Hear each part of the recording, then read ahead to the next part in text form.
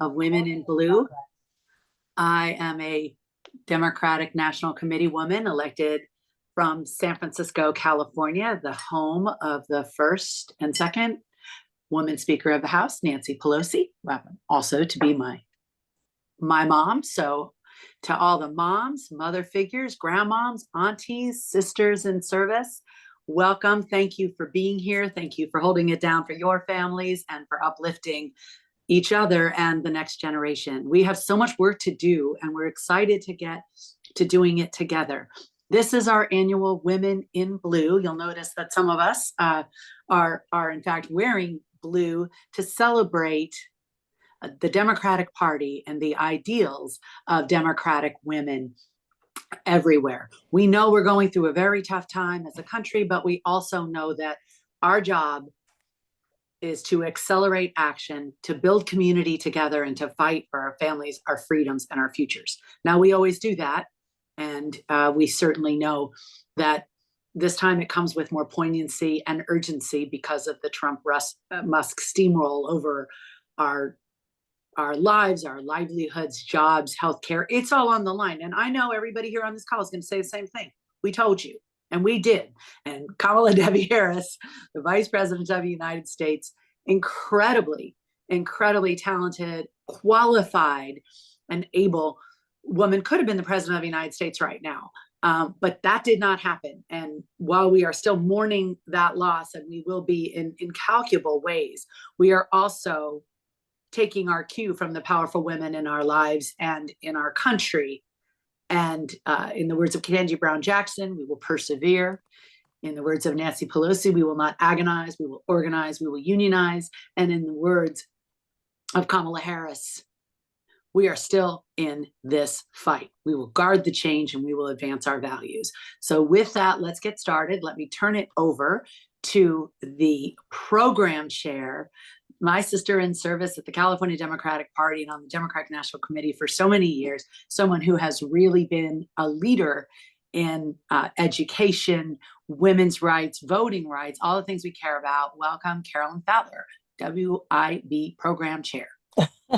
Thank you, Christine, and welcome everyone. We are so excited to bring this program to you today.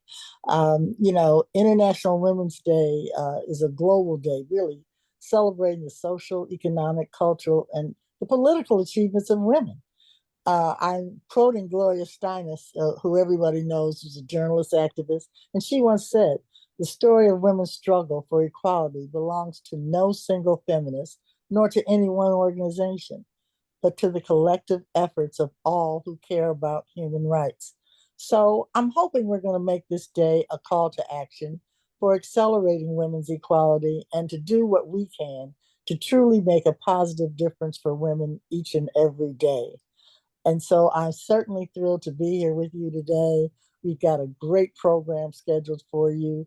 I, at this time, would like to turn it over to our other co-host, Jenny Ballou, from my favorite state of Idaho, because I'm a potato-loving girl. And Jenny, give some welcome remarks to our people. Thank you. Well, thank you so much, Carolyn and Christine. We do welcome you all on this call. It's going to be some fun, informative. Some of it's a little tough because we know we're going through tough times right now. And we don't try and sugarcoat that. But right now, I'd like you to honor our flag and our country in the best way you can as we listen to the always amazing Ms. Whitney Houston.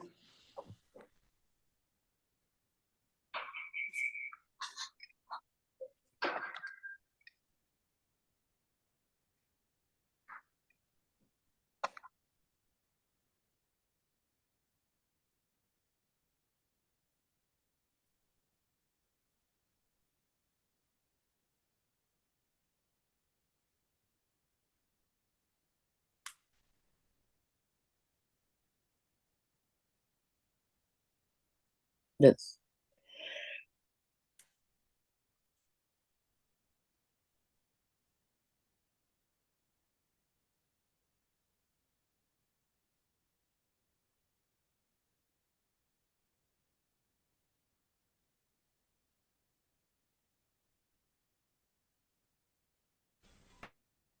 She's just always amazing.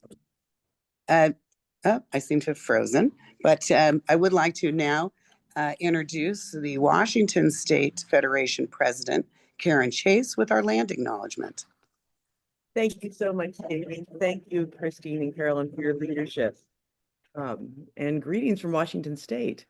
A land acknowledgement, people's acknowledgement by itself is a small gesture. It becomes meaningful when coupled with authentic relationships and informed action. But this beginning can be an opening to greater public consciousness of Native sovereignty and cultural rights, a step towards equitable relationships and reconciliation. I acknowledge that we gather today on the homelands of the original inhabitants of this land. And as the original inhabitants of this land, the indigenous people continue to be stewards of the land and waterways where a way of life has been sustained with gathering, hunting, and fishing in their usual and accustomed areas since time immemorial. We respect their sovereignty and their right to self-determination, and we honor their sacred women and spiritual relationship with the land and water.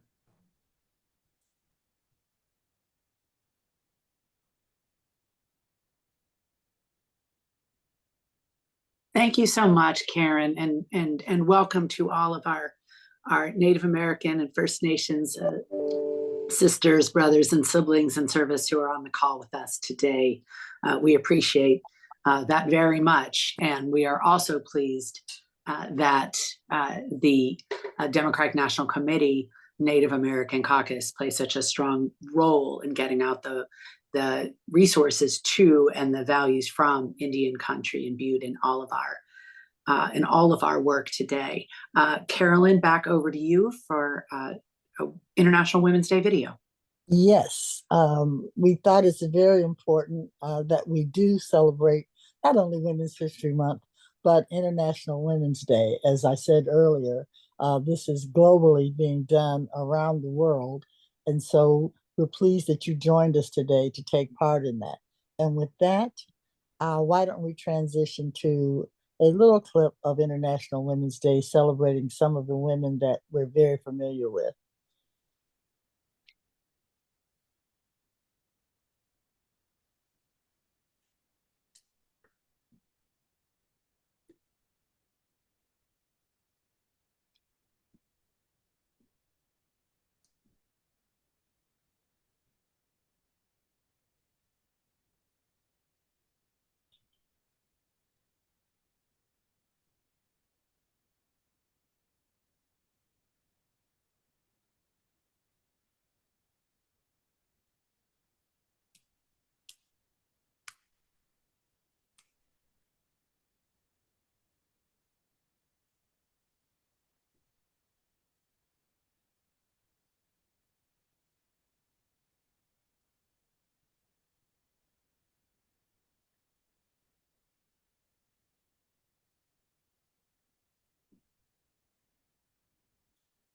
I'm not sure we hear the sound, Mary.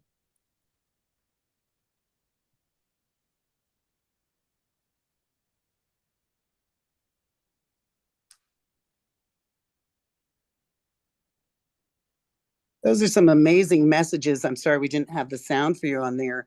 I think we should throw on over to Christine and have our first run of states. No, we're going to make a switch. Oh, But we're going to, at this time, introduce our first national guest.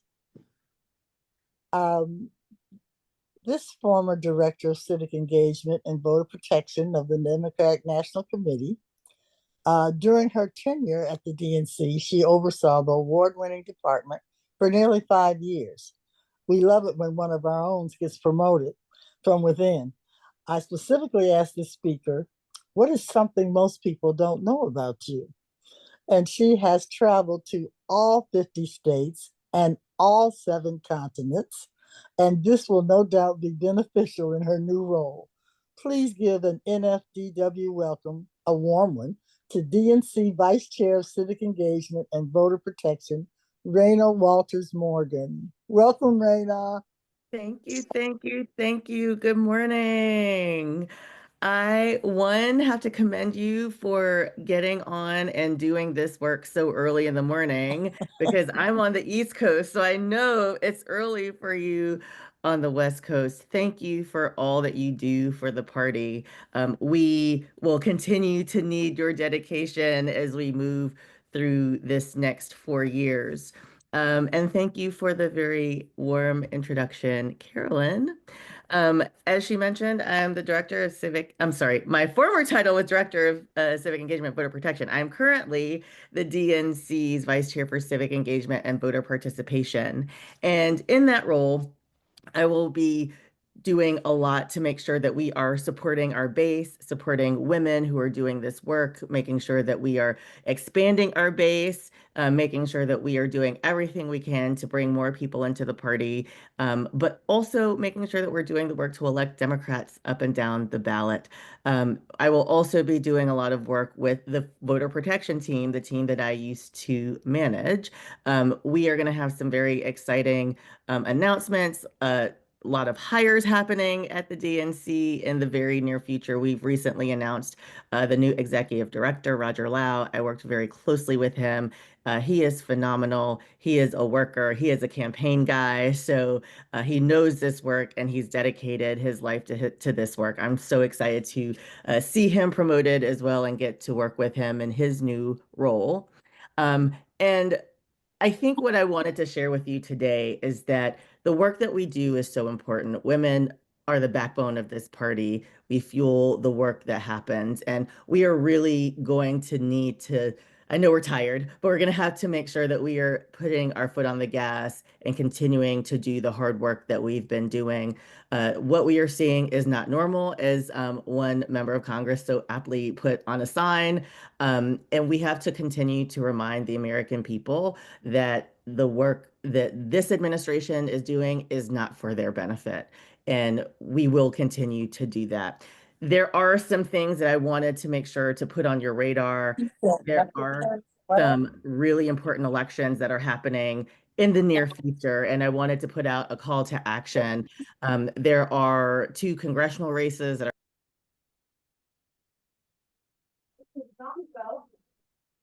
Can you hear me now? I think I was okay.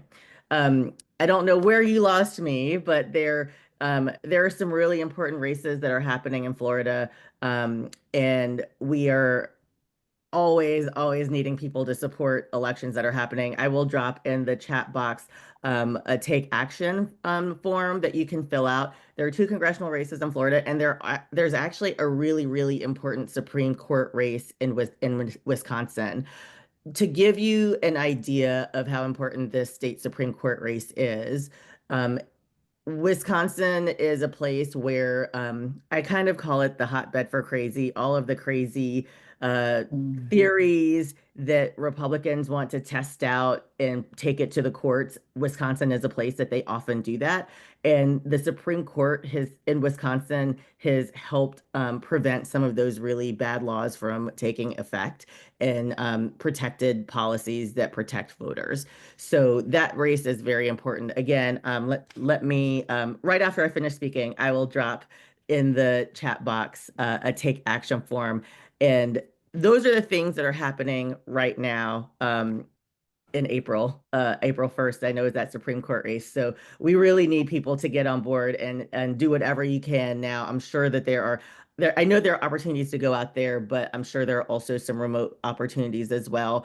And also just a reminder that 25 is a year that we have elections. There's a gubernatorial in New Jersey, there's a gubernatorial in Virginia, and governors are going to be the front lines for fighting against the Trump agenda. So we have to make sure that we support those races as well.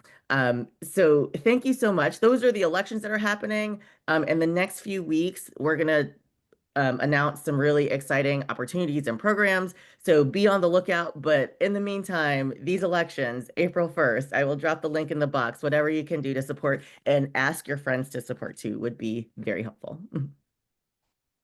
Thank you, Raina. So proud to have worked with you when you were staff. And as Carolyn said, but we should really uplift this.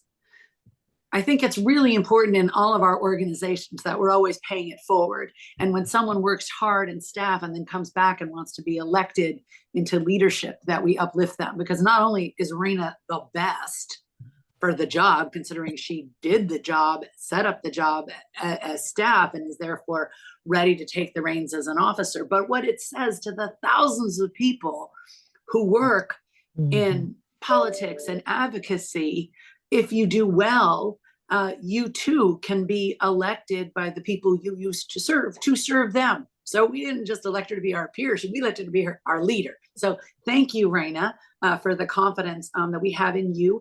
We will put in the chat a couple of mobilized links. We'll also later be hearing a brief word from Wisconsin about the Susan Crawford for Justice race. And I will just say, in a moment of personal privilege, Team Pelosi, Congresswoman Nancy Pelosi, and the Grassroots Democratic Headquarters have been doing phone banking for Wisconsin. They have 2 big ones coming up next week. And you can phone bank all weekend long if you want to into Wisconsin. This is really, really important. And the difference between one swing vote on the Wisconsin Supreme Court will not only affect the lives of everyone in Wisconsin, but again, a drumbeat across America. So thank you, Raina, for all you do. Thank you, staff out there, for all you do. And see, as Raina did, that is possible to keep rising. So very impressive work. Thank you, Raina.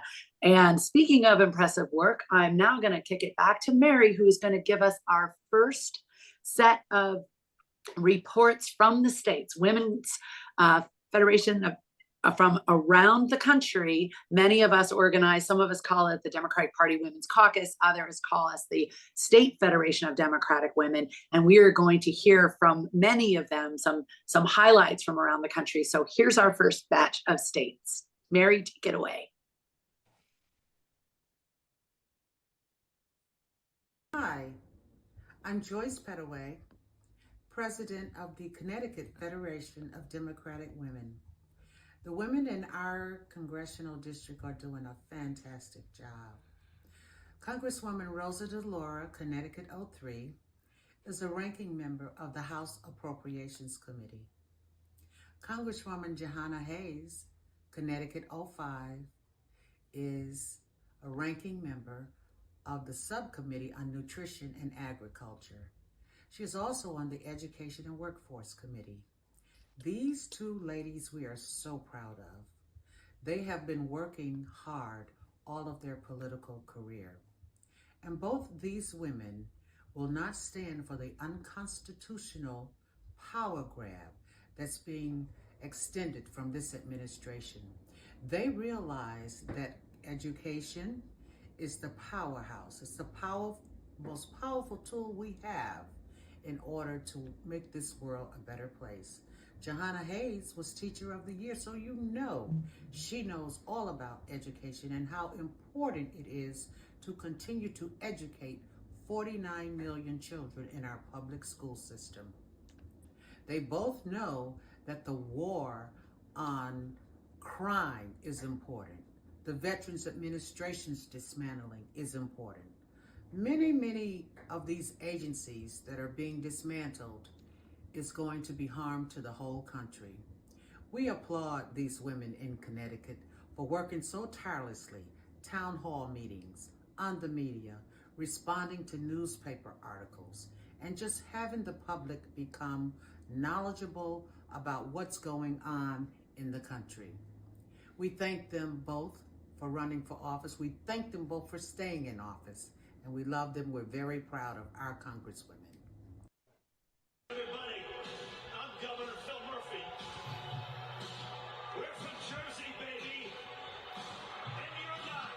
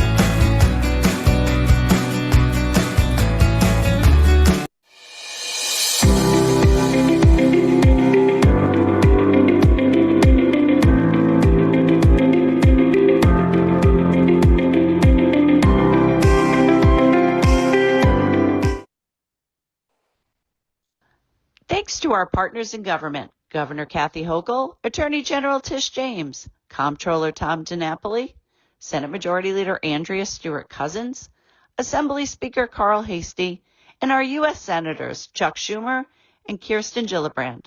The New York State Federation of Democratic Women has had another impactful year. We partnered with county Democratic parties all over the state to offer thousands of New York for Harris Walls lawn signs.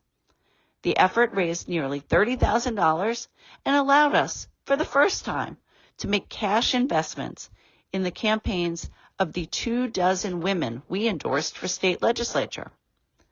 We also had 2 members serve as delegates and 1 as a member of the Credentials Committee to the Democratic National Convention in Chicago. Our members led efforts to send more than 15,000 postcards and help flip 2 congressional seats red to blue, Josh Riley and John Mannion. In 2025, we are not resting. We have resumed our monthly lunch and learns featuring prominent national and statewide leaders, and all Federation members are invited.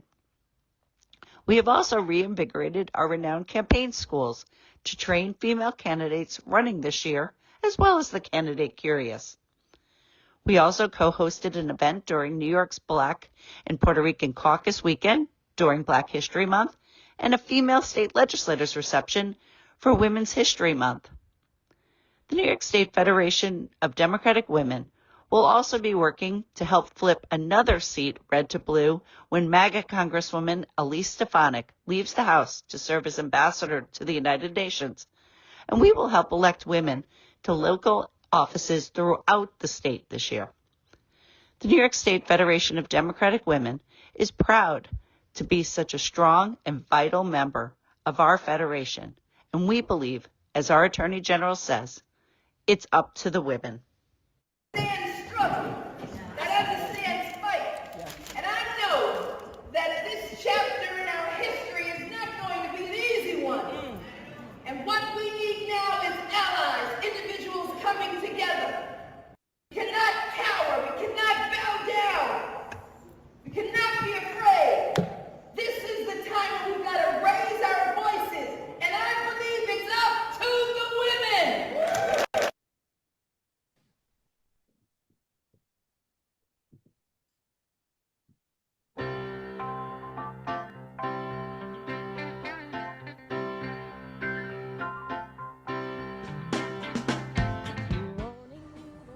Hi, I'm Shanna Bellows. I'm Maine's first female Secretary of State and a founding member of the Maine Federation of Democratic Women. I'm proud to join with Women in Blue because now is the time to defend democracy. Where you lead, I will follow anywhere that you tell me to. If you need me to be with you, I will follow where you lead.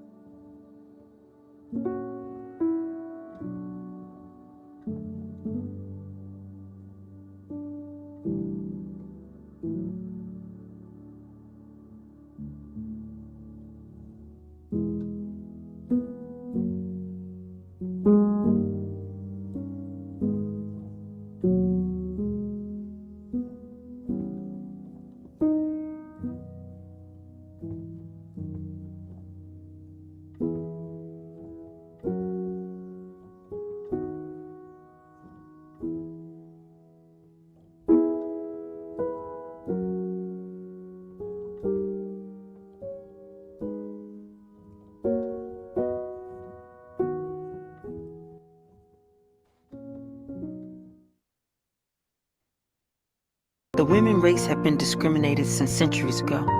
The best way for women to find respect and a free good life has been through public education. Education has been the means for women to find economic freedom and happiness. Women in Blue and the NFTW celebrate and fight for women's rights and for free public education. Do not allow women's rights and public education to be eliminated with the pretext of equality. Let us celebrate women's accomplishments and let us keep fighting for equality.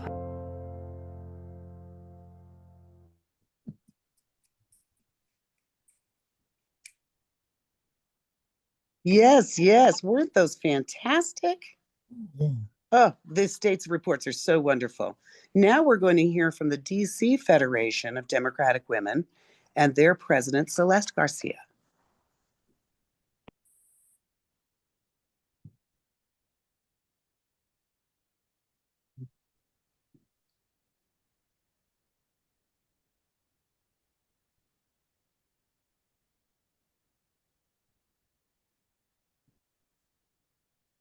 Greetings from the District of Columbia. I'm Celeste Garcia, president of the DC Federation of Democratic Women, and we are so delighted to be here. Like all of you, we are fighting for justice and democracy. Unlike you, we are also fighting for statehood. We are not a state. We do not have voting representation in either house of Congress, and we pay taxes just like everyone else. So we're have an uphill battle in front of us, and the Congress has introduced legislation in both houses to repeal the DC Home Rule Act. But before we go on, I do want to thank you, sisters, for continuously supporting the DC Federation of Democratic Women in our efforts for statehood and for signing on as an endorser of HR 51. To help you better understand the challenge we are facing, I am pleased to present one of our two senators, Paul Strauss.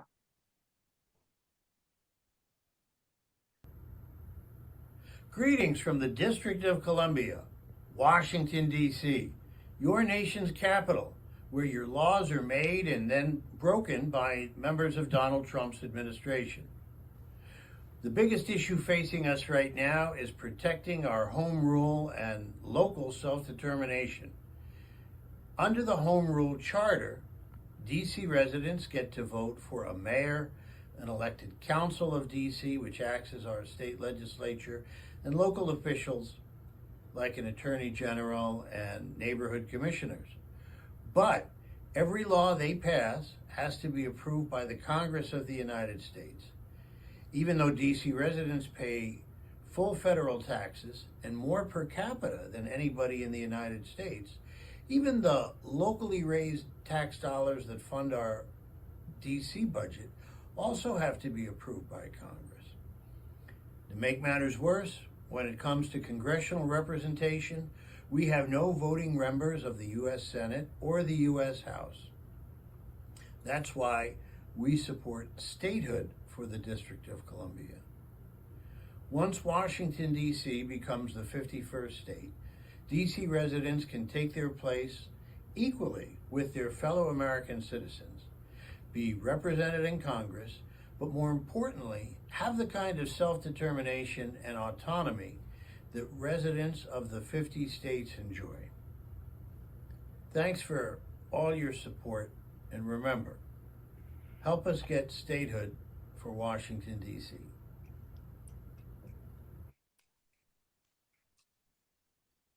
Thank you so much, Washington, D.C., and a special shout out to a fabulous woman leader. She led the Equal Employment Opportunity Commission. She's been DC's non-voting delegate for years, and just an expert not only on voting rights and women's rights, but also transportation and infrastructure. And that is the one and only Eleanor Holmes Norton, the author of HR 51. So thank you, DC statehood, and thank you, Eleanor Holmes Norton. Now it is my pleasure to introduce another iconic leader of the movement and past president of NFDW, chair of the DNC Black Caucus. But let's just say everybody knows Virgie. If you want to get something done at the DNC, call Virgie. You want to get something done in Michigan, call Virgie. You want to get something done with Black people getting out the vote, call Virgie. Do you want to make sure that young voices are uplifted and you want to get it done, make your life simple. Call Virgie and then do what she says the first time. So without further ado, please welcome DNC Chair of the Black Caucus, an all-around excellent civil rights leader, Virgie Rollins. Thank you, fellow comrade Christine Pelosi and Carolyn and all my sisters in this fabulous organization. I'm all stuffed up today. I've got a very bad head cold, but I'm going to try to get through this without coughing. You know, as we migrate in this hostile environment, you know, our vice president said we still have to have our joy in this moment, and that's what I'm trying to do, is still have my joy in this moment. Well, you know, we've been working very hard at the DNC. We just elected our new officers. It was a long process. It took us 10 hours from sun up to sundown to get all our officers elected. But as you heard from one of them this morning, our fantastic Vice Chair of Civic Engagement and Voter Protection, Raina Walters, and she's fabulous. We worked with her down through the years. And our new chairman is from the state of Minnesota, Chairman Ken Martin, who was the chair of our chairs of Democratic parties. And he has come in with a bang. He just got off a tour of touring states around the country to just kind of get the feel of where we need to go. You know, it's going to be a tough road ahead, but you know what? We got to fight. And guess who can lead the fight is we, the women and Black folks. And I'm so honored to be a part of, to represent the Federation on the DNC and be head of the Black Caucus, because we are the base of this party, women and Black folks. And so Ken Martin has traveled around and hit our states with our other officers, vice chairs, Artie Blanco, who represent of the West, Vegas, and now in our labor movement, and David Hawk, who our young person who from Florida, who's been in a fight for young people around this country, helping elect young people all across this country, and Malcolm Kenyatta from the state of Pennsylvania. And so we are moving forward. This last meeting, we hosted our Black History Breakfast, which we honored Ambassador Andy Young and our first African-American woman, Supreme Court Justice Ketanji Brown. And it was just fabulous. We're ready as women. I know we're going to be fighting. And I know as Black women, we are the backbone of this party. And I want to just let everybody know, many of our Black women got elected, and we had at least a 70% win rate, that the African-American women that ran for office, and our legislators and our congressional offices around the country, and our congressional, and we had 2 new African-American women state senator, U.S. senators. So we're on the move, and I'm so happy, and I look forward to continue to working with all of you, Carolyn, Christine, Joanne, who is our vice chair for women, and I know she's ready to give her report for the Women's Caucus for. So, you know, Federation Women, we got power in the DNC. Thank you. Thank you, Virgie. As always, she wasn't going to let a little cold stop her. Are you kidding? Or even a big cold. But with our healing wishes to you. Thank you for everything that you do and continue to do. And yes, we have a lot of powerful work ahead. Like I said, call Virgie then do what she says. Simple. It's a simple formula in life. Now, another great woman from the Federation of Democratic Women, who is our representative to the Democratic National Committee and also the vice chair of the DNC Women's Caucus. Someone, as you heard, from the great state of Connecticut, where Rosa DeLauro is doing all the appropriations and Hannah Hayes is making sure that our 49 million public school children are being educated and fed. We want to turn it over now for a report from the great and also past president of NFDW and current board member, Joanne Sullivan. Joanne, take it away. Well, thank you, Christine. I am so proud. I'm so pleased to be here today. I look at the screen, there's 170 people on here. That is just so wonderful on this International Women's Day. Just before I even get started, I want to let you know in the background, I got some of my little ones here. Some of you already know that I have the second set of twin grandchildren that were just 2 months old, but 3 of the little girls are here today, and they know what grandma's doing right now, that she's on this video for International Women's Day.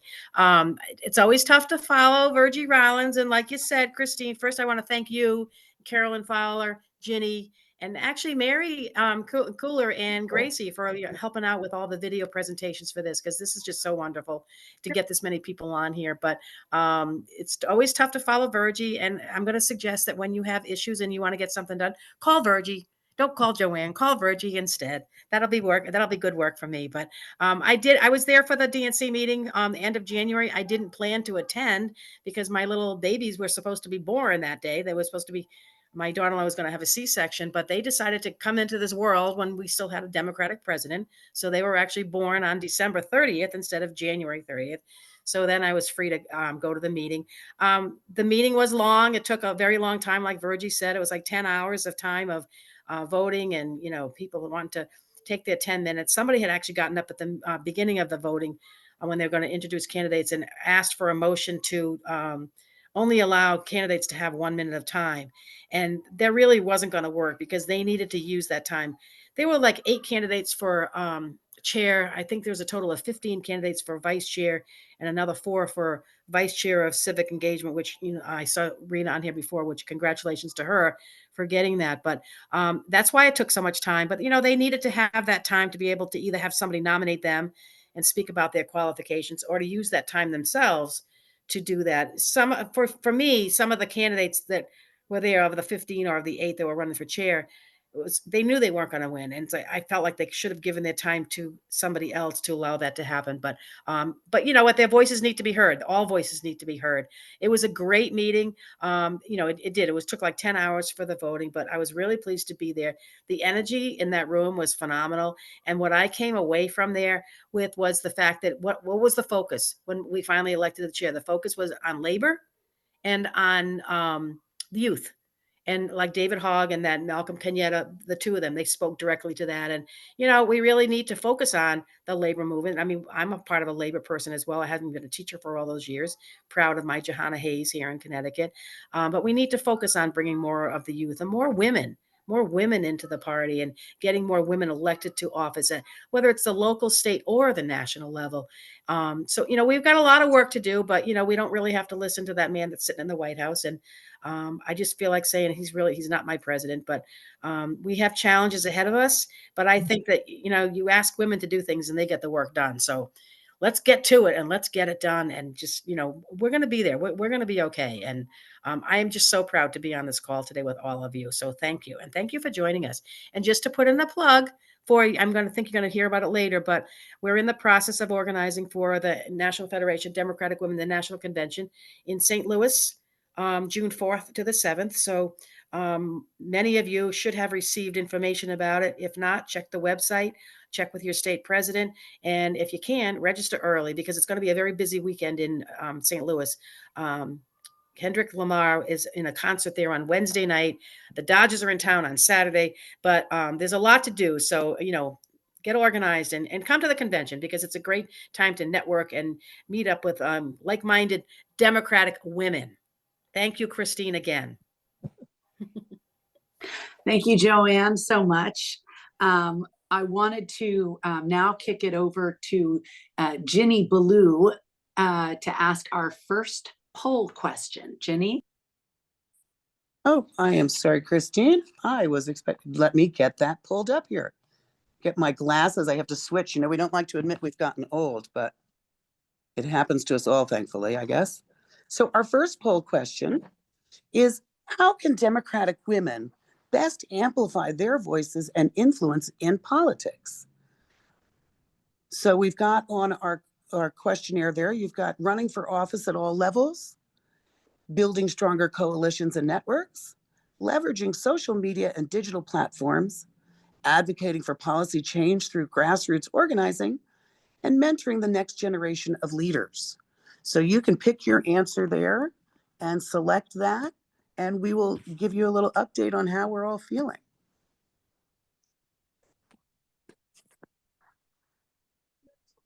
Yeah, so we got a little interactive part here. We don't want you all to just be bored and sitting still and just listening to things. So we'll have that, and we'll give you back those results. And Christine, I believe it's now, do we have those results right up now as everyone enters? Do we want to run that second? Well, we run those. They're running right now, so people can actually see. I say we give it at least another 30 seconds. Okay. And then to give everybody an opportunity. Sometimes it's a little difficult to find where yes. the poll is. Yes.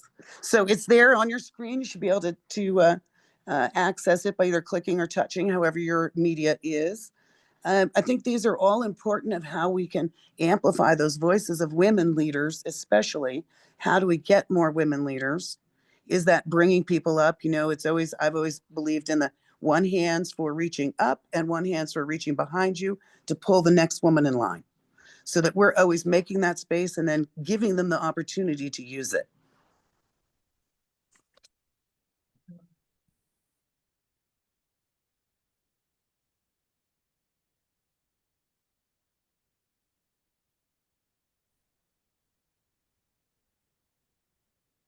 You know, we also like to always say that some of us will do a lot, some of us will do a little bit less, but you know, we just need everyone to do something. Don't measure it to anyone else. Just, you know, comparison's the thief of joy. Just go on your own path of what you can do. I had one woman once, she said, I'm barely 5 feet tall and I'm just a little thing. So I just wear buttons. I'm not willing to talk to people. I'm not willing to engage, but I always have a button on that says what I believe. And she was in a pretty red area, and that for her was what she could do. And it was enough. She got conversations going, and that's what we're looking for, right? Bringing more women along. I think we can probably close it now. It's kind of settled in.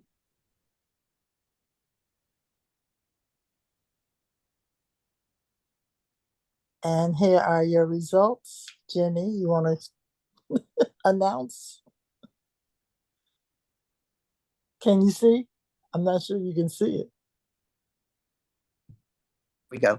I just needed to unmute like all of us. So we've got 25%. Oh, you're so helpful. 25% at running for office at all levels. Building stronger coalitions gets us nudge more at 26%. Social media leverage is at 12%. Grassroots policy changing is at 21%. And mentoring our next level of generational leaders is at 17%. So we're pretty equal across the board there, ladies. And they are also important. So that's why we need all of us doing what we each do. Excellent. Thank you so much. What a great point. And speaking of what each of us all do, now let's hear from a group of fabulous women representing our southern states.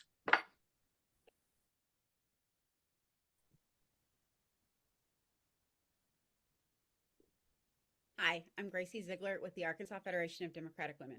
In Arkansas, Democrats are fighting for a healthier, safer, fairer, and brighter future for all Arkansans. We're fighting back against cruelty and injustice, and we're firmly rejecting policies that have been created to strip our rights and silence our voices. We've made it very clear we will not be ignored, we will not be intimidated, and we will not stop fighting. Here's a little bit of what that fight looks like right now. I hate to put it this bluntly, but as long as the death penalty exists in Arkansas, we will kill innocent people. So the question I think we really need to grapple with today as committee members is not what do the worst of the worst deserve, but instead just how painful and cruel and torturous is the method that we are considering, acknowledging that whatever method we do land on will be used against innocent Arkansans.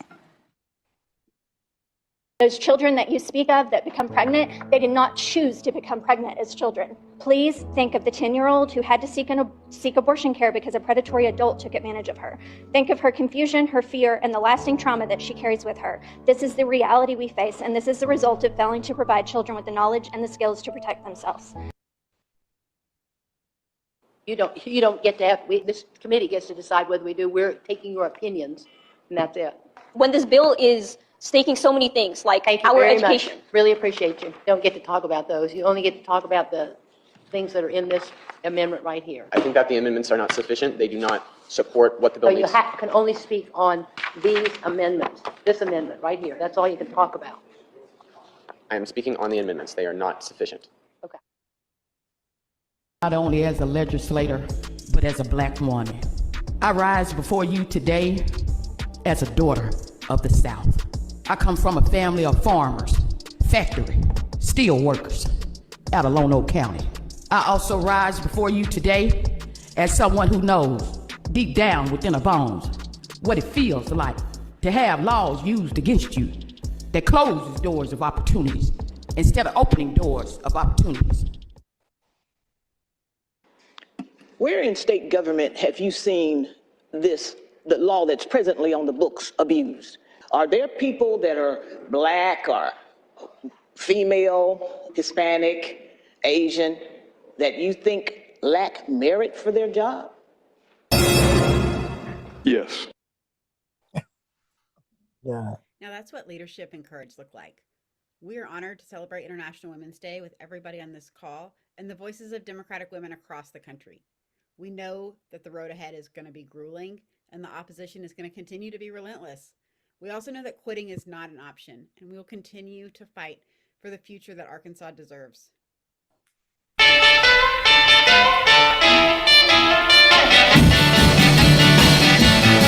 Well, she comes from Tallahassee.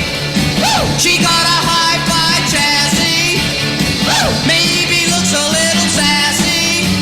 Woo! But to me she's real classy. Woo! Yeah, my Tallahassee lassie down in FLA. Well, she's romping through the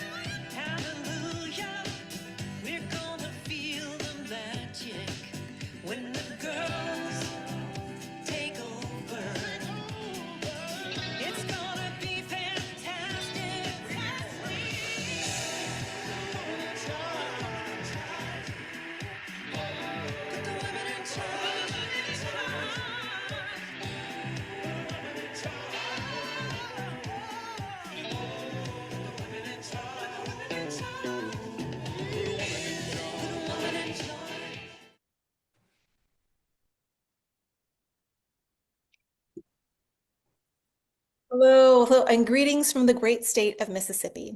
My name is Dr. Brooke Herman, and I'm the president of the Mississippi Federation of Democratic Women. I want to start by saying this is not a professionally produced video. I have zero experience in producing videos, so this may be cringeworthy, but it is sincere. I want to start by saying Happy International Women's Day. This is a global day where we celebrate the social, economic, cultural, and political achievements of women. And this day also marks a call to action for accelerating women's equality. I want to start with gratitude. Thank you to Ms. Lovey West. She is our past president at the Mississippi Federation of Democratic Women, and she became an indispensable mentor to me. She stepped in to lead the Mississippi Federation during a difficult time, and she did so graciously. The organization and myself personally owe her a lot. She is now applying her outstanding leadership and organizational skills for the National Federation of Democratic Women as their 4th vice president. Go Lovey. We are lucky to have you. Next, I would like to talk about some of our activities that we've been involved with in the last couple of months, namely our support of a truly wonderful candidate, Ms. Wykinya Clanton. She campaigned for the vice chair of the Democratic National Committee. She has an impressive resume, a wonderful candidate, like I said, and we are really looking forward to what she does in the future. We know it's going to be great. We have also been advocating for House and Senate bills moving through the Mississippi State Legislature involving access to maternal health care. The state of Mississippi has some of the highest maternal and infant death rates in the nation, and many of our counties have no maternal health care available. We have been calling, emailing, and sending letters to legislatures in support of expanding care from certified nurse midwives.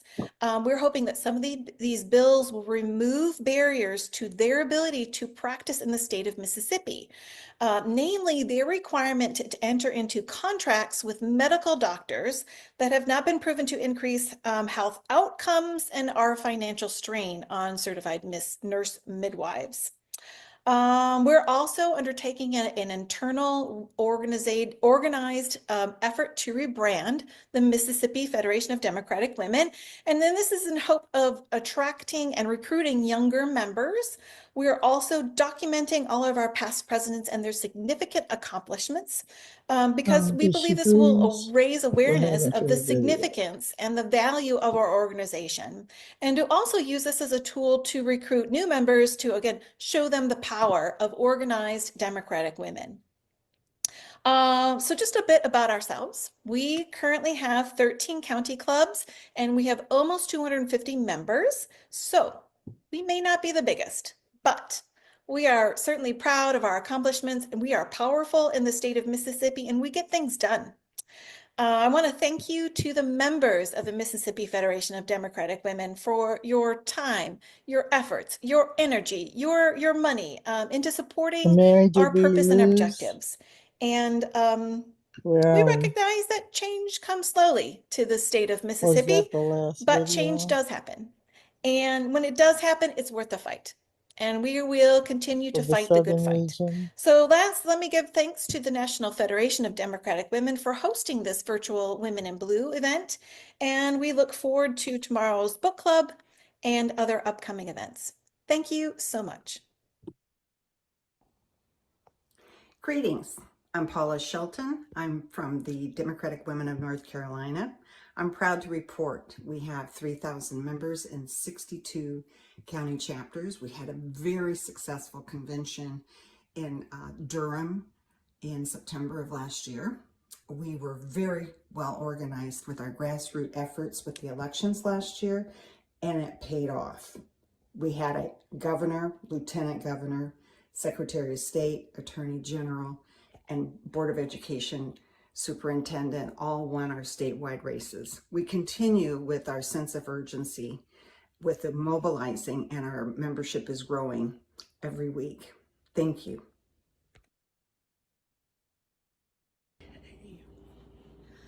Hello, I'm Edie Webb, the current president of the Tennessee Federation of Democratic Women.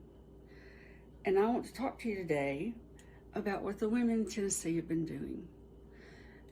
We face a Republican supermajority in our Tennessee legislature. And this past election in 2024, we had 52 women on the ballot for Tennessee seats. We donated almost $10,000 to help these women run. We didn't win as many as we wanted, but we were there and we ran, and we're going to run again in 26. And we want to stop this Republican supermajority we have in Tennessee. Women have got to step up and do this, and we are. We have people coming out of the woodwork hunting for us. They're joining our clubs. We have new clubs opening. We have 3 open, and we have 2 more that are working on being opened. The people are looking for us, and they need us. We have fundraisers in the state of Tennessee to help raise money. One of them is the Annabelle Clement O'Brien Scholarship Program, where we give $1,500 to high school graduates that are going on to college, Democratic women. We have the Jean Livingston Memorial and Honorarium, where at our convention, we have a video and we show photos of the people we're honoring or memorializing, and we have personalized write-up about each one. That's a wonderful way to remember our sisters. Also, during this past year, the Federation donated almost $1,500 for the relief of Hurricane Helene. Let me tell you a quick story. Lots of people move to Florida. They retire from the Northeast and move to Florida, and then they want to get away from the hurricanes, so they move halfway back to their original home. That's Tennessee. That's the mountains of Tennessee, and we call them halfbacks. They moved all the way to Florida and they moved halfway back. They moved to Tennessee to get away from the hurricanes. And we had a hurricane in the mountains of East Tennessee. Who would have ever thought it? It was terrifying. And they're still recovering. But the women of Tennessee care. And we're working together to unite the women across the state and to get women elected. And thank you.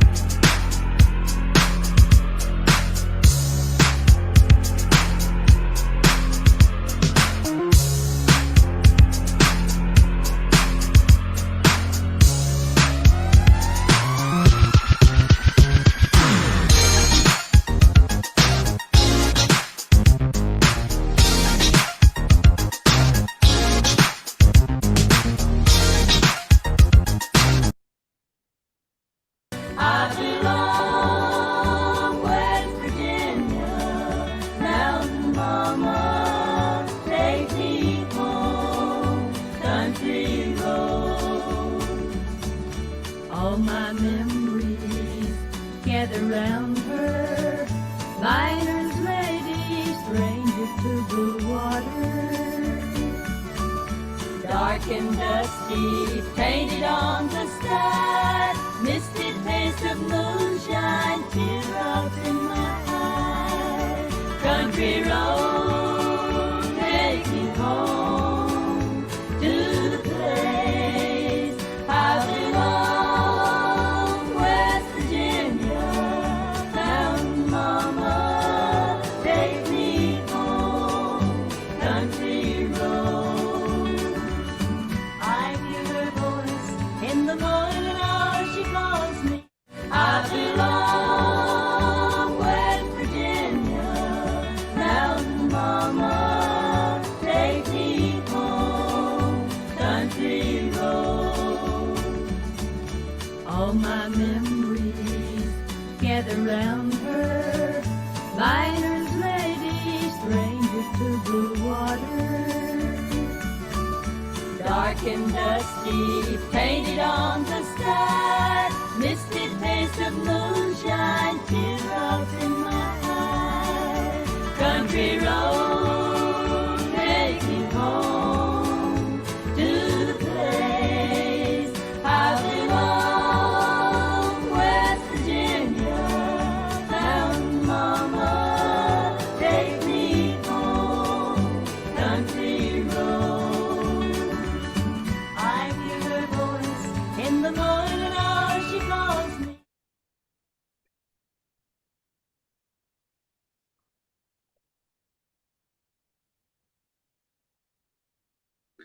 Okay, you know, we love our West Virginia music. Thank you all Southern states for those excellent reports.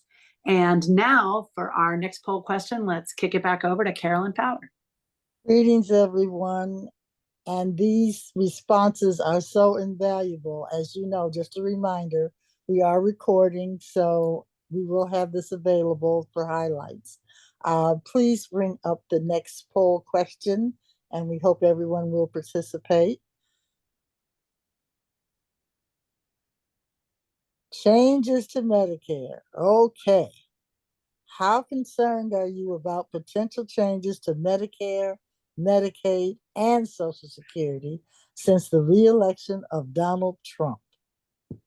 Please, I know you have an opinion. Are you very concerned? Are you somewhat concerned? Are you neutral?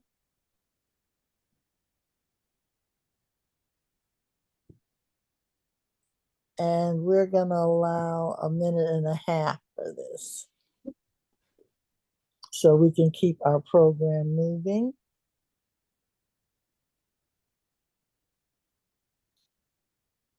I don't think it'll take this audience too long to respond.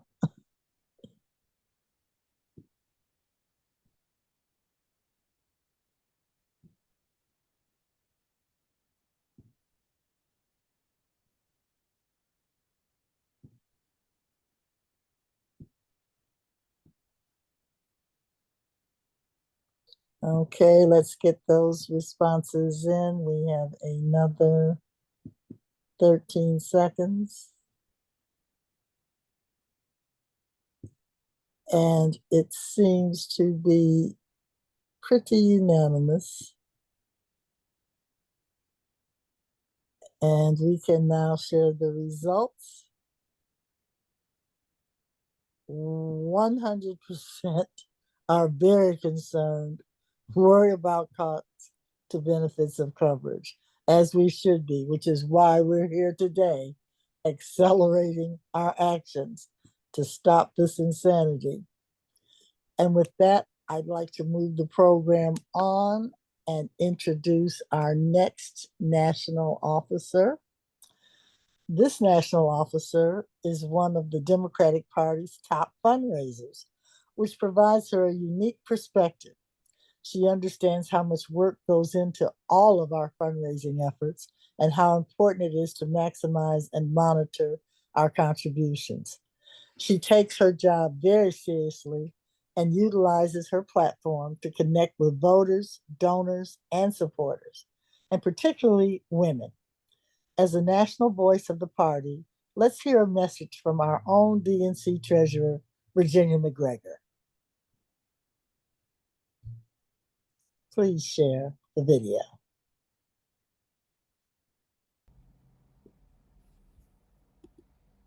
Hello to all you women in blue. I am DNC Treasurer Virginia McGregor, and I'd like to thank you for being part of this event. By showing up today, you are taking an important action. Women are natural organizers, and once we find our community, anything is possible. And in these times, we absolutely must find our sources of hope and inspiration. Over the past few weeks, I've been inspired by what I'm seeing both locally and here in my hometown of Scranton, Pennsylvania, and across the country.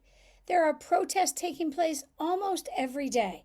Congress is receiving its highest call volume ever as people express their concerns.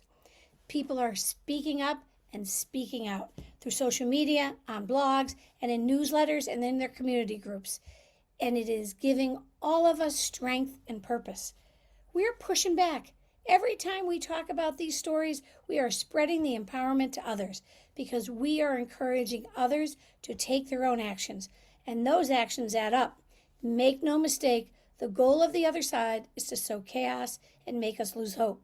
So every action that we take sends a loud and clear message that we will never lose hope. We will always find our strength together, and everyone has a role to play. So get loud about these issues that matter the most to you. Choose a cause where you can take a difference and dive into it with all your heart. Find your community. It inspires others. It inspires me. We will not be afraid. We will never give up. And on behalf of the Democratic Party, thank you for your continued commitment and dedication to our common goal.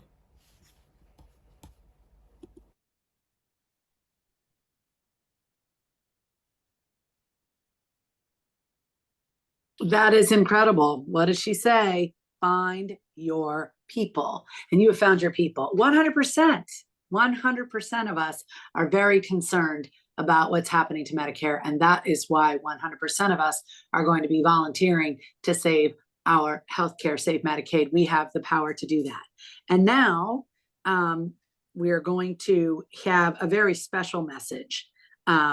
What I want to do is give you the next set of states.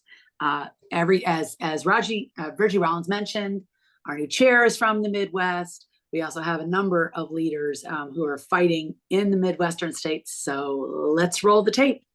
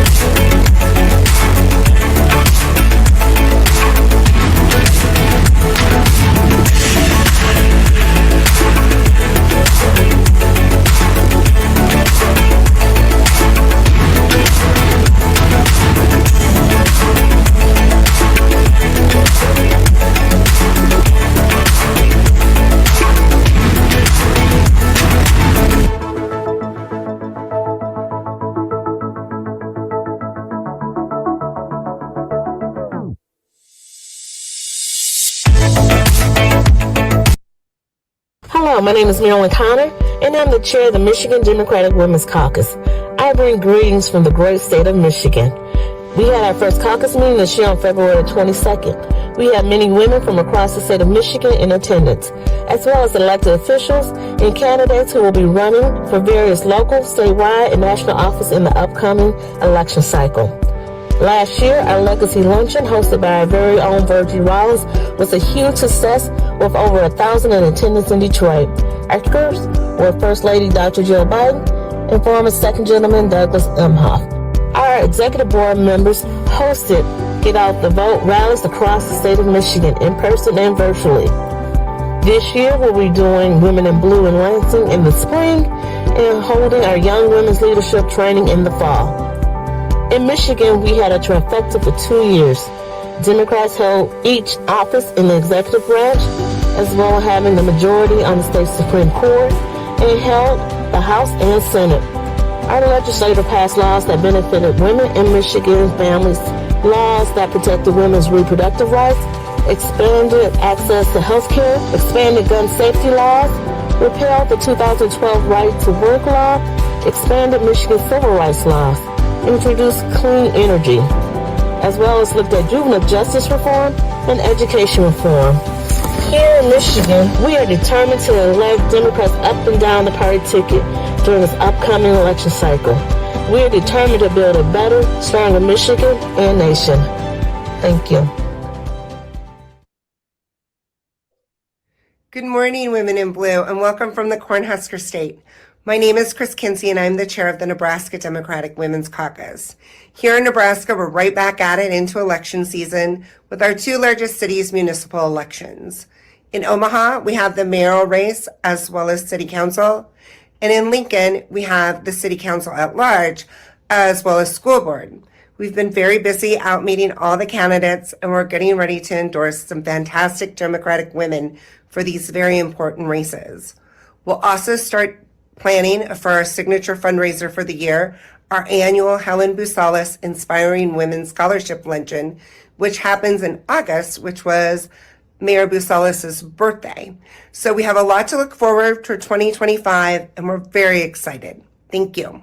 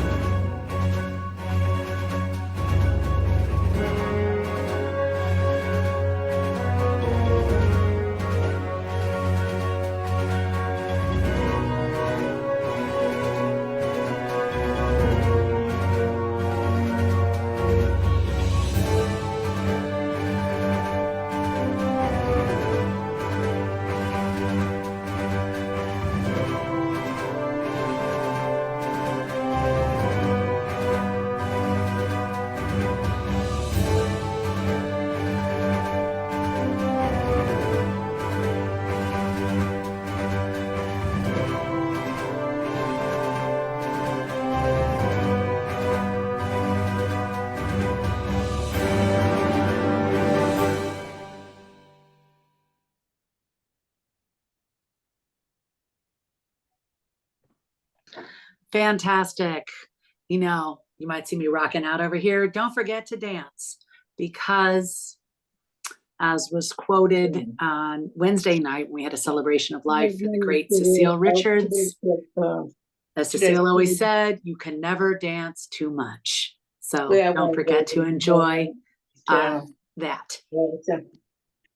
What we have next is a video from another member of our Democratic National Committee new leadership team. And I want to say, in introducing our next speaker, I've known Jane Fleming Kleb since we were doing Youth Vote 2000. And now that we're young at heart, still getting out the vote together, Jane was very active as the executive director of the Young Democrats of America.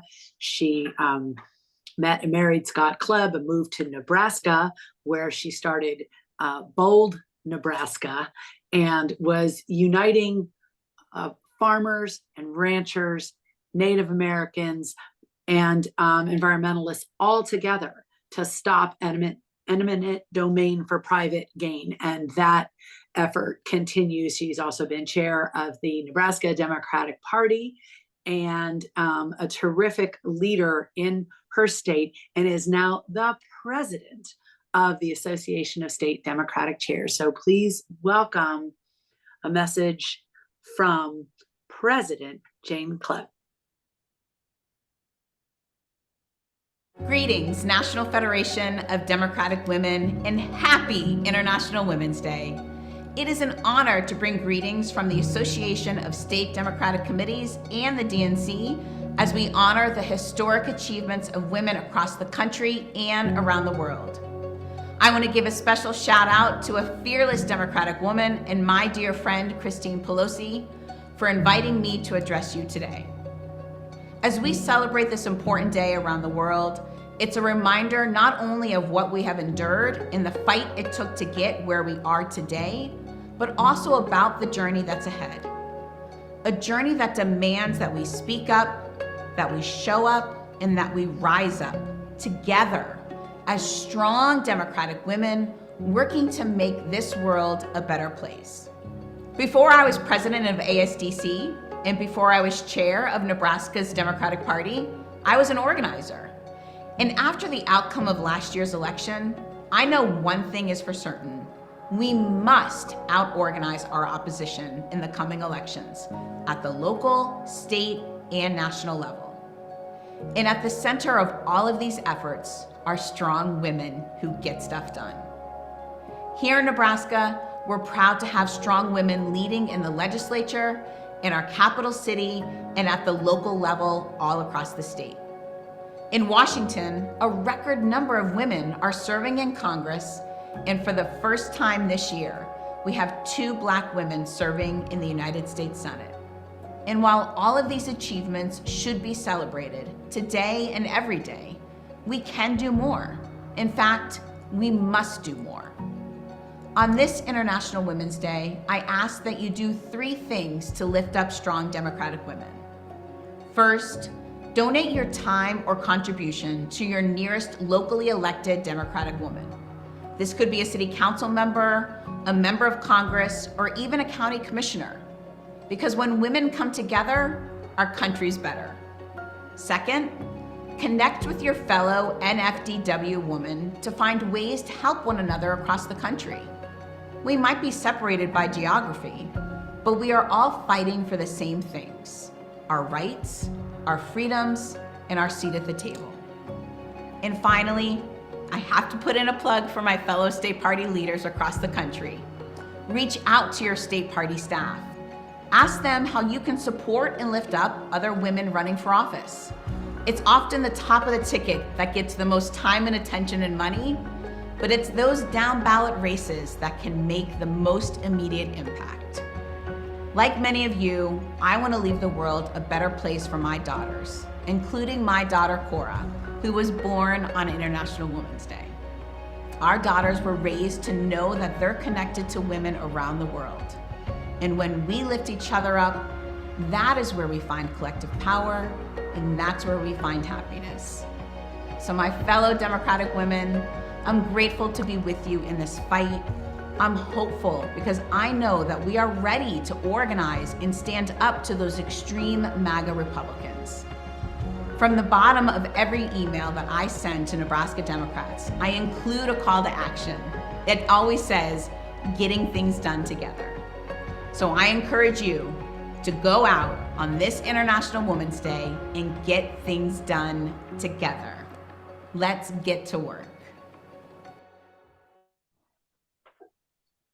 Thank you, Jane, Madam President, and happy birthday to Cora and to everybody born on International Women's Day. What a special honor that is. All right, so getting things done together. We're going to get things done together in the state of Wisconsin. You have heard already from our Vice Chair, Raina, about what is happening in Wisconsin. And now a live report from Wisconsin itself. Mary, if you could roll the tape. firing air traffic controllers, cutting rape crisis centers, attacking Social Security. Elon Musk is out of control. And now the power-hungry billionaire is unloading millions to buy the Wisconsin Supreme Court. He knows MAGA politician Brad Schimmel is for sale and will abolish the checks and balances that protect us. He thinks he's above the law. Protect our last line of defense. Vote Susan Crawford for Supreme Court. You know what to do. Get involved. We will put links again in the chat and send them out to make sure that everybody in Wisconsin knows that there's an election. I don't much like the calendar that gives us an election on April Fool's Day, but women will not be fooled. We will make sure to get out the vote in Wisconsin with the great Wisconsin Democratic Party chair, Ben Wickler, who's been working in partnerships around the country. There is room for everybody at the table. There's room for everybody on that campaign, Crawford for Justice. And as I always say, you're only as good as your last phone bank. So let's get calling. And now over to you, Ginny Ballou. Thank you, Christine. Are these videos fantastic? God, I hope you're all getting as much out of them as I am. I so enjoy this. It is my distinct pleasure to introduce you to Miss Lovey West. She's already been highlighted for Mississippi. She's one of the people I've known the longest in the National Federation. And that reach out to other women, you wouldn't think Mississippi and Idaho that we would have that much. But you know what? Our demographics are the same. Our stupidity is the same. And we normally have little contests about who's screwing up the most. But what Lovey does for us, as on our national executive board that she serves on with us, she's one of the most organized people you will ever meet in your life. But she serves as the chair of our political education and training committee. And in that has been running some fantastic programs. And we'd like Lovey to tell you about our upcoming book club. Lovey? Thank you. And good morning, President Faison and Federation members.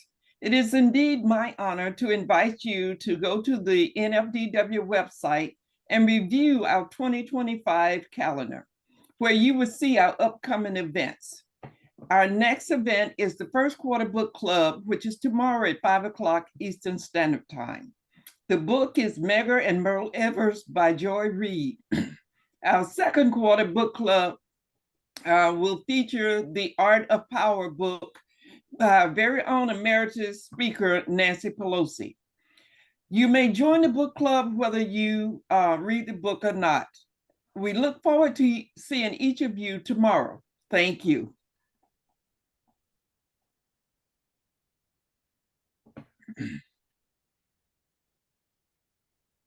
And thank you, Lovey, for all that you do. We love her so much. She's the second person to call after you call Virgie, but same information. Do what they say the first time.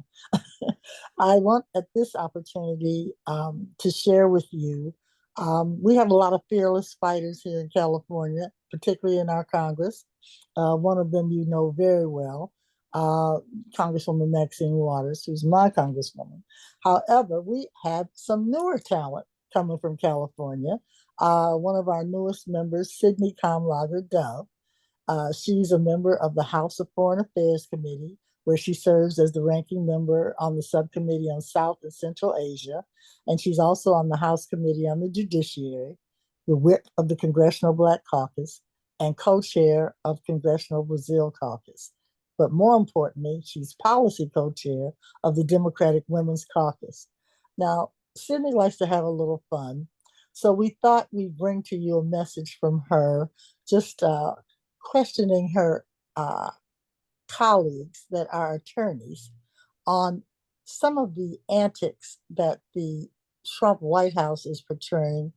And is this legal? Please roll the message. Hey, I'm Congresswoman Sydney Kamlager Dove on the House Judiciary Committee. We are at our first markup, and I'm asking my colleagues if this is legal. I am here with a colleague and homie, Becca Ballant, Congresswoman for the great state of Vermont. Are you a lawyer? I am not, but I'm married to a lawyer, so I'm lawyer adjacent. I too am married to a lawyer, so I get where you're coming from. So Voldemort Vought is trying to dismantle the CFPB. Is this legal? This is not legal. Definitely not legal. The CFPB, the Consumer Financial. Dismantle the CFPB. Is this legal? This is not legal.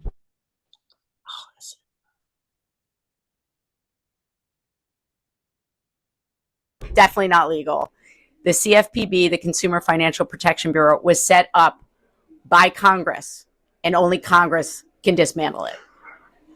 She said it right here first. Thank you. I am with Congressman Hank Johnson. Are you a lawyer? I am. So you know if legal, right? I do. All right, I have a question for you.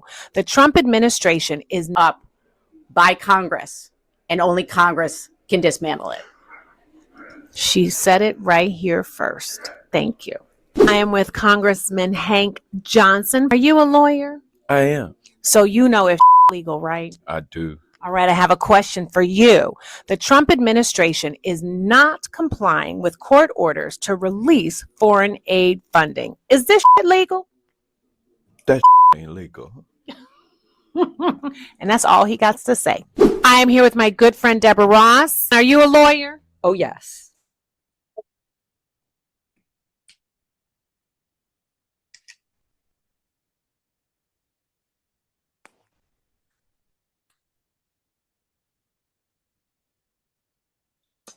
And the video is frozen, but I do believe we get the idea. And so, moving right along and keeping this program going, it is important that we hear from the Western region and all the work that's been going on there. Please, let's hope that video will proceed.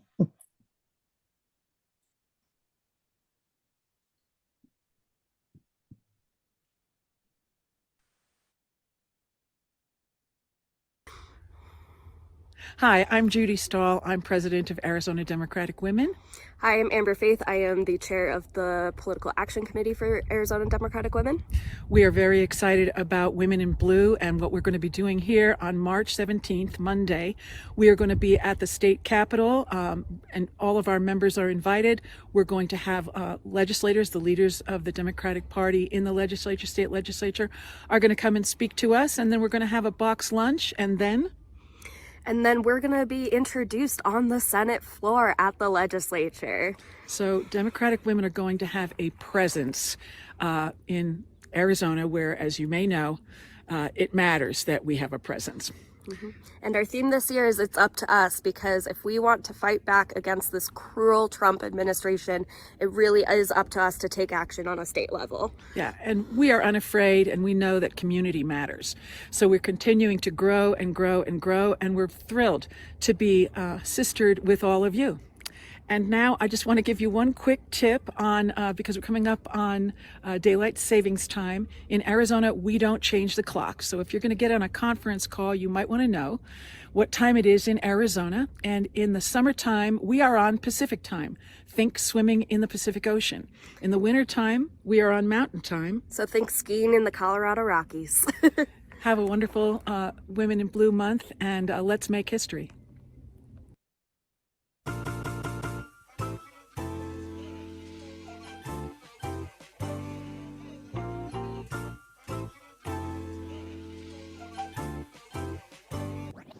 Switch it up.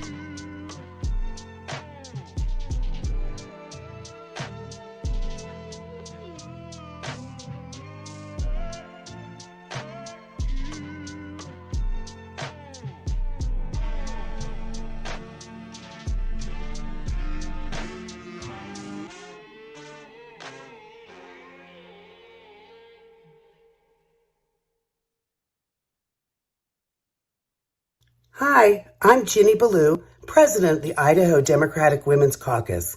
Change doesn't happen by chance. It happens when women step up and take action.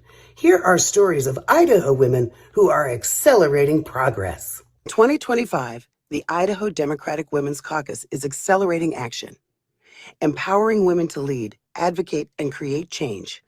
By running for public office, it's women like Kaylee Peterson who are stepping up to shape the future of Idaho. She is a young mother of two who ran in one of the nation's reddest congressional districts in both 2022 and 2024. We're also advocating for women's health care, ensuring access to reproductive rights, maternal care, and essential services for all Idaho. It's women like Desi Belize and Sheridan Brett who are not afraid to tell their stories about the impact that Idaho's abortion ban has impacted their families. And we're speaking up in the Idaho legislature, fighting for policies that uplift women and families across our great state. Because when women lead, Idaho thrives. I leave you with this message from Idaho Senator Melissa Wintrow, who promised not to give up when times get hard. Because like her, we shall not relent. This marks a very sad day for me, and I just think it's important to recognize that on behalf of the constituents that I represent. And I'm inspired by the chaplain still to this moment. Today, he talked about fighting the fight, running the race until it's over. And you may know I'm an Ironman. I know what it's like to go a distance. I know what it's like to train. I know what it's like to finish, even after a grueling accident that hospitalized me for days. And I just want my constituents to know, if there's anyone listening, I will not stop. I will never stop fighting. I will always run that race.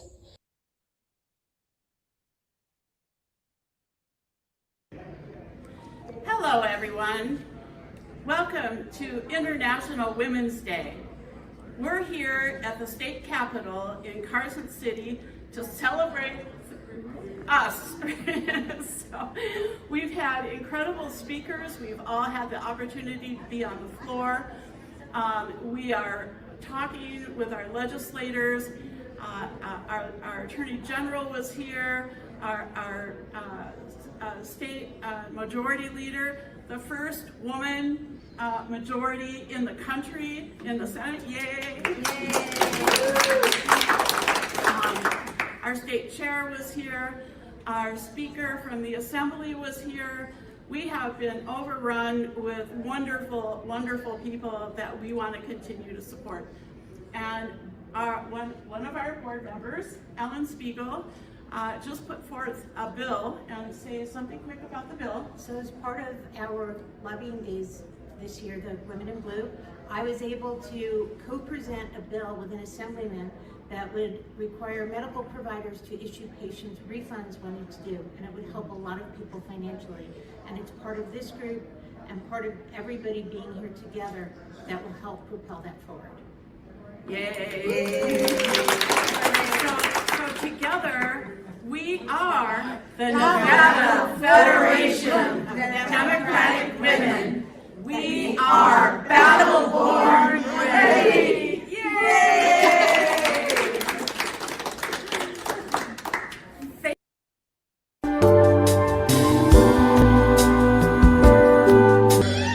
Founded in 1896, they were some strong pioneer chicks.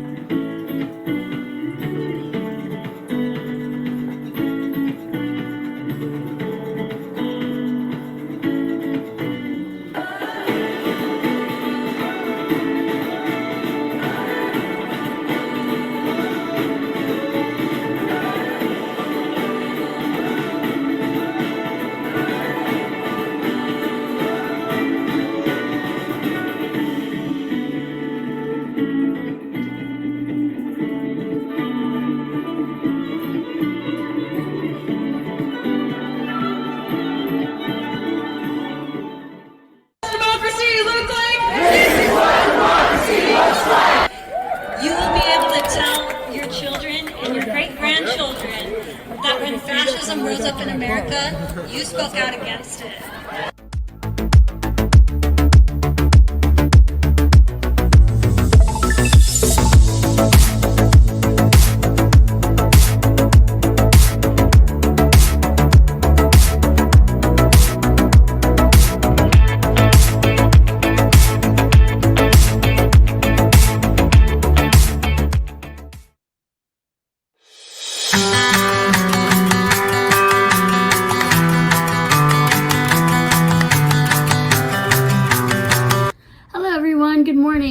I'm Shasti Conrad, chair of the Washington State Democrats, and newly appointed by our new DNC chair, Ken Martin, to be an associate chair to the DNC. It's such an honor and a pleasure to be here with all of you to help celebrate Women in Blue Accelerate Action, hosted by the incredible National Federation of Democratic Women. And I couldn't get any further without saying a big thank you and praise for our president of our chapter of the Federation, Karen Chase. I want to say that at this time and this moment in history, it certainly is incredibly difficult, particularly for women. But I am proud of all of the work that we have done for decades and decades that women have led, but particularly in this moment, the women leaders who are taking charge to make sure that we remain a democracy. I'm really proud of our U.S. Senators, Patty Murray and Maria Cantwell, for their leadership. I am proud for our amazing congressional delegation, which is predominantly women, led by incredible leaders like Pramila Jayapal, Kim Schreier, Suzanne DelBene, who leads the DCCC, and Marie Glusenkamp Perez and Marilyn Strickland, and our newest member of the delegation, Emily Randall. We've done so much good work that's led by women right here in Washington State as well. Our Speaker of the House, Lori Jenkins, has made history as the first female and openly LGBTQ+ Speaker of the House, and she has been leading on gun safety, affordable health care, and working families' rights. And we, every day in the Democratic Party, are trying to make sure that we are building a party that is built for women and all of our allies and friends. We have to be as strong as we can at this moment in history and continue to stand up for all of us.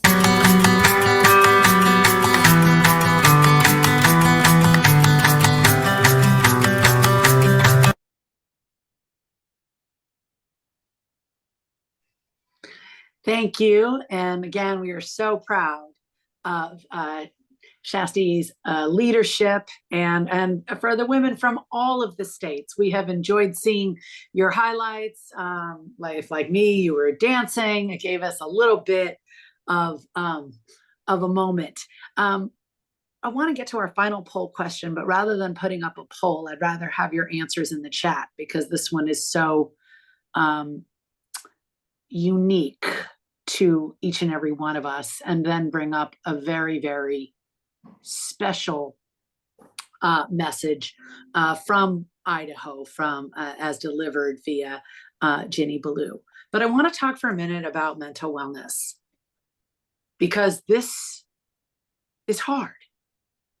And, you know, those of you who I've worked with over the past, gosh, now it's 20 years since I did my first boot camp, know that I always talk about a call to service and why it is your touchstone, inspiring you on the good days and keeping it together on the rough days. And we have had many rough days together in our own individual lives, but also as women in the movement over these past several years. And I think for people, these first couple of months into the new year have really been so jarring as we see the efforts to just shred the American safety net and shred the bonds that we have, binding our generations together, our country together, and our communities together. But we are not going to be afraid. We are going to be going forward. And sometimes when that happens, there is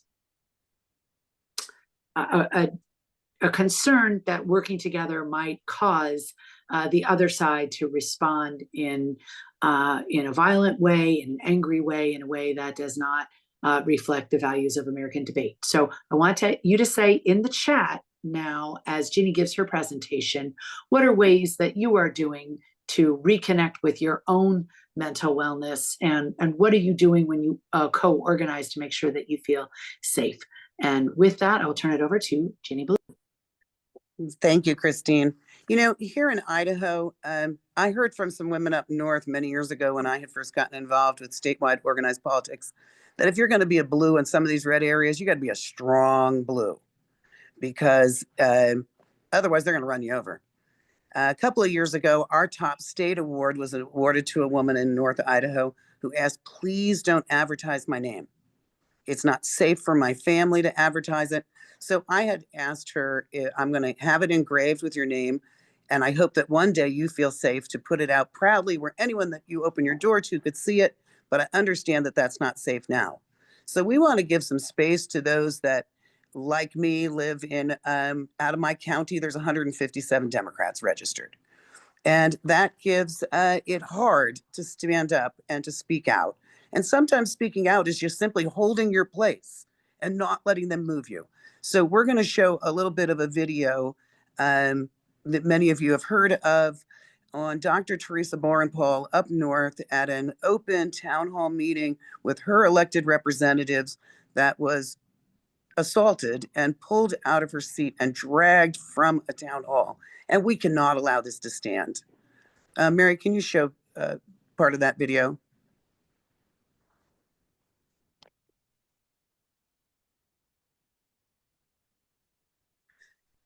And you can see that in this town hall, an off-duty sheriff comes over, tells her to leave. Two guys with no identification that were private security handed in, drag her out of her chair.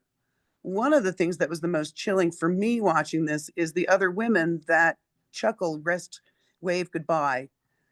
This is not how we can allow our democracy to go, to assault someone and pull them out and take them out of their seat. So we want to make sure that you all know that when we come together as a group, we are stronger. She is fortunate that this was all filmed. This was all very clearly videoed so that that we know that what happened really is what happened. We can stop that video now. And Christine, do you want to go over a few of what came up in the chat? In the interest of time, let's just, I see meditation, I see connecting with friends, connecting with family, I see music, all of those things, very, very important. So let's please review the chat. We will put out afterwards a message to everybody and let everybody see some of your answers. So please continue to populate the chat. So we had an opportunity to have Dr. Teresa on the call with us, but she is being inundated and is feeling a need for privacy as well as a lawsuit that's going on. But we do plan to award her with a Courage in Action Award so that she knows that we all stand behind her, and everyone on this call, we stand behind you, however you best need us. Thank you so much. And again, thank Teresa for her courage from all of us. That video is really harrowing, and we each need to make sure we have a buddy system. Bring people with you, know your rights, and make sure that you are well connected. And now I want to make a very special introduction, a woman I've known all my life, and many of you know, over the years has been a stalwart in the women's movement. She was first active when she was in the stroller and has raised all of us to be active from the stroller ourselves. Mother of 5 children, born in 6 years and 7 days, who first began her community organizing, driving our carpools and volunteering at our school, went on to chair the California Democratic Party, and then was the finance director for the senators who won the Senate for the Democrats in 1986, and then was elected to Congress in 1987, went from kitchen to Congress, homemaker to House Speaker. Please welcome for a very special greeting today, Speaker Emerita Nancy Pelosi. Hello, Democratic Women in Blue. It's Nancy. Thank you, President Barbara Faison, Christine Pelosi, and all the incredible leaders of the National Federation of Democratic Women for this invitation to be with all of you virtually.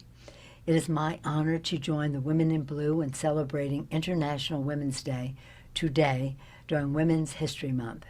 We come together at this pivotal moment to accelerate action, a powerful theme that must inform our fight for Social Security, Medicaid, Medicare, and other crucial initiatives that millions of Americans rely on to live. Right now, we are in a critical battle. We are fighting for women, we are fighting for families, and we must win the upcoming election in 19 months. Because we must stop those who are attempting to dismantle our health care and our safety net. Trump, Musk, and MAGA Republicans are gleefully trying to take away initiatives that are vital to the health and well-being of the American people. We cannot and we will not sit by and let Republicans obliterate Medicaid and our Affordable Care Act. Democratic women must accelerate our action and lead the way, once again, to stop the Republicans' assault on our health care. Trump might not care about your pain, but he certainly fears your power. So know your power and use your power. By raising your voice and sharing your personal story, now with more advanced technology reaching a broader audience, we, the women in blue, will change the tide and save our health care again. We don't agonize, we organize. Let's accelerate action together to save our health care, take back the House in the next election, and make Hakeem Jeffries the next Speaker of the House. I urge each of you to tell your personal story loudly and often, especially for those of you with Republican representatives. Thank you, Women in Blue, for your consistent and persistent leadership for women and for our country. We know that when women succeed, America succeeds. Thank you and God bless you. And we will save our health care. I want to just give a special moment of reflection for Barbara Faison, our president, who is suffering some health challenges right now. We know that she sends you all her very best, and we are praying for her. We want you to now take action. So this is our final call. 1, saveourhealthcare.org. Go share your story, upload your story, and take action. Number 2, phone bank. For those special congressional elections, phone bank for Wisconsin, Crawford for Justice. Tamara Remy is putting the information in the chat for you. Number 3, take the wellness advice that's being given in the chat. We are going to put this out and get it available to all of you. Share this message on International Women's Day. We are the ones that accelerate action, and we couldn't do that without the tremendous support of Mary Kuehler, who's not on camera, but has made everything here possible today. So thank you, Mary. Thank you, Anita. Thank you, Lovey. Thank you, Ginny. And to close us out, thank you, Carolyn. Over to you, Carolyn Fowler.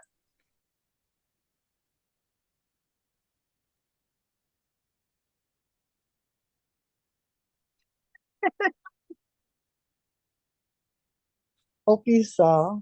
Greetings. Oops.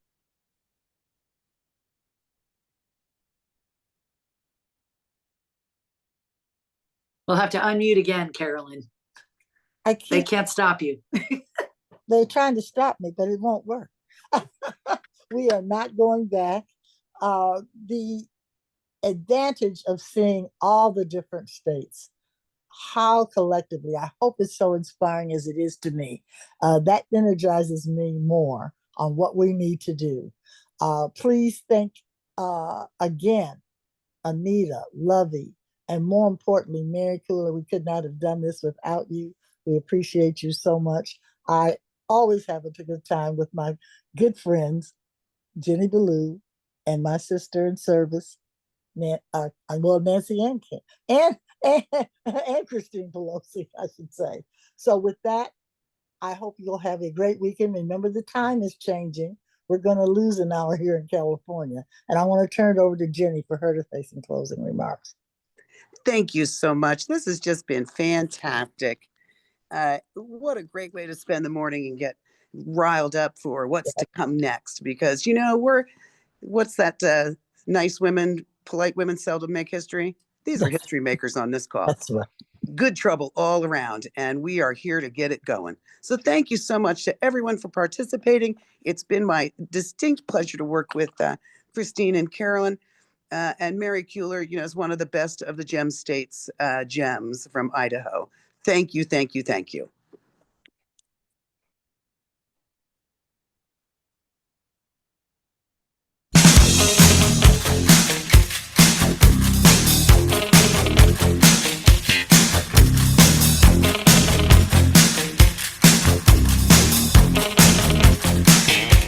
Now there was a time when they used to say, left behind every great man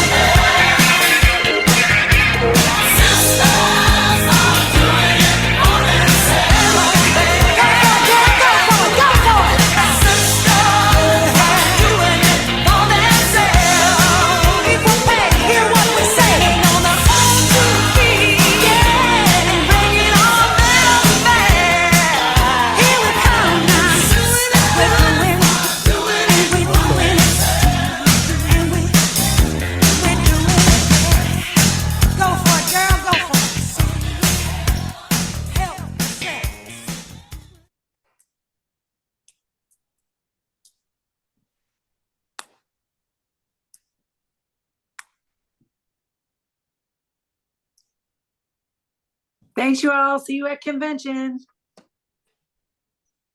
Can't wait.